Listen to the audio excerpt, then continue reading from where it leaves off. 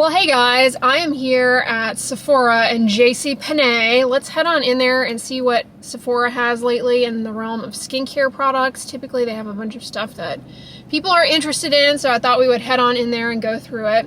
Ignore my AC. I have to have it going while I'm in the car, otherwise I'll start to boil. Anyways, before we head on in there, make sure you are subscribed. If you like skincare content from a dermatologist, hit the bell notification and that lets you know when my videos go live. Yay! Shopping is back at JCPenney. I keep seeing this hyped up on social media and a lot of ads for it. It's a scented moisturizer, tranexamic acid in it. Tranexamic acid has been shown to be helpful for melasma. Now, it's usually given as a pill by mouth, but applied to the skin, it can help with hyperpigmentation. It's thought to work actually by addressing the blood vessel dilation in the skin. Yeah, one thing a lot of people don't realize is that anything that draws flushing to the face can worsen melasma because it brings in inflammatory mediators to the skin. Tranexamic acid is thought to address that. Not actually going to test it out, but that's the consistency.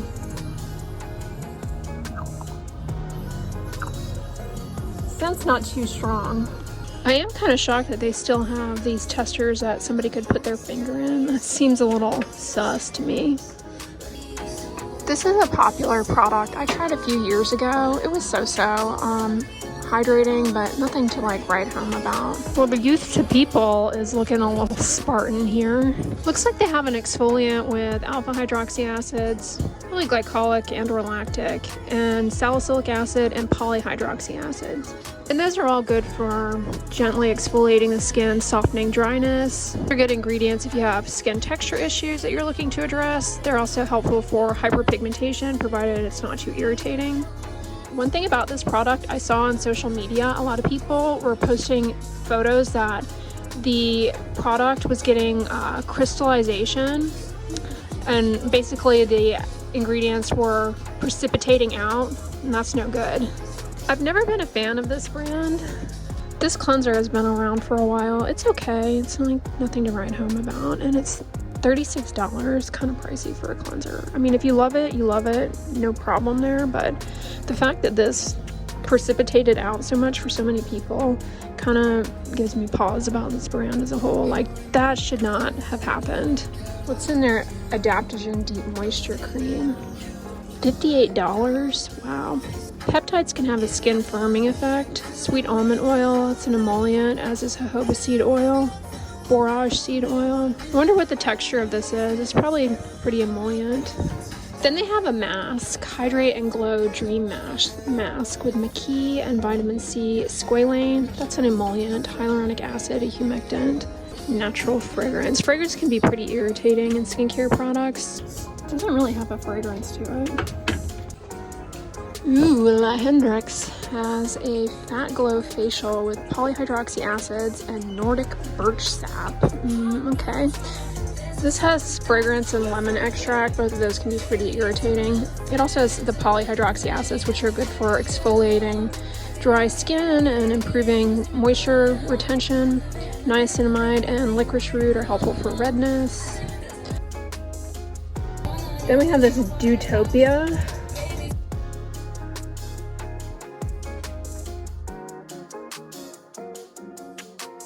Texture Powerhouse. They've combined hydroxy acids and polyhydroxy acids. $55. Seems pretty steep. Yeah, I'm seeing a lot of citrus peel oil, sandalwood extract, bergamot peel oil. Those can be pretty irritating for the skin, especially if you go out in the sun. They can aggravate hyperpigmentation, cause a photodermatitis. Because these things, they're enhancing penetration and potentially very irritating and unnecessary ingredients. This is a makeup brand I always hear a lot about, and I think I tried a lipstick from them like a long time ago before they got really popular, and I actually really liked it. But I hear a lot about this Hydro Grip. Is it a primer? I wanted to see what was actually in it. I'm not really familiar with the ingredients in this. Vegetable amino acids. Aside from hemp seed, I'm not really too familiar with the ingredients in this. Oh, and sodium hyaluronate and niacinamide, of course. I honestly don't know how this works to help cosmetics adhere to the skin better. Now, the preservative in this is phenoxyethanol. I continue to get some questions about phenoxyethanol. It's safe in skincare products. It's just a preservative. It, helps protect it from bacterial contamination. An allergy to phenoxyethanol is not too common. This has alcohol denaturing in it, which is not the devil. A lot of people worry about that. It can be drying, but it allows for formulas to be more kind of quick dry, and it facilitates better evaporation of sweat from your skin, keeping you from having that overheated sensation. Looks like Clinique has some acne solutions makeup here. They put salicylic acid. I know Neutrogena has a line of products like this. 0.5% sal acid. This makeup also has caffeine in it, which can help with redness. Dimethicone is helpful for reducing water loss out of the skin. Salicylic acid is also good for people who deal with hyperpigmentation. It's generally well tolerated in deeper skin tones. It's anti-inflammatory. It helps with acne control. Ooh, looks like there's more milk stuff over here.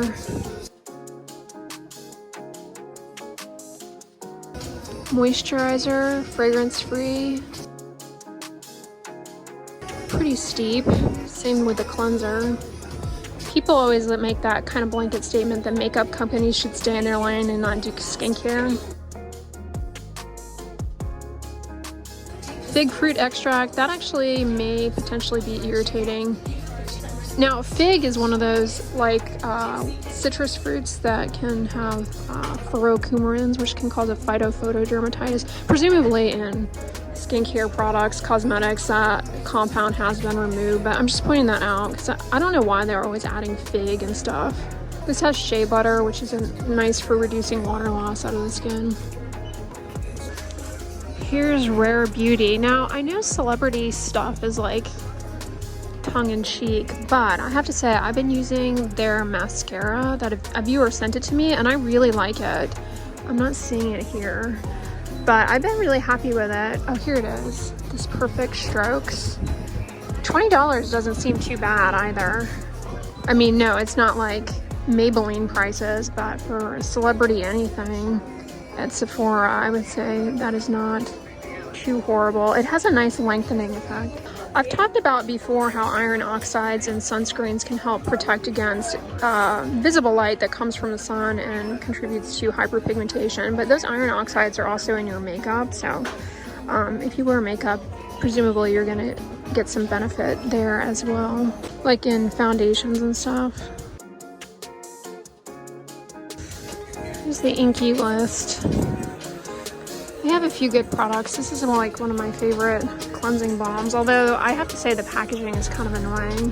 This is kind of a polarizing cleansing balm. Not everybody likes it, but it's a favorite for me, and it's only $5. Oh no, sorry. Yeah, I guess they have a mini. I'm confused. Cleansing balm. Yes, they have a mini. I was gonna say $5. I thought it was more than that.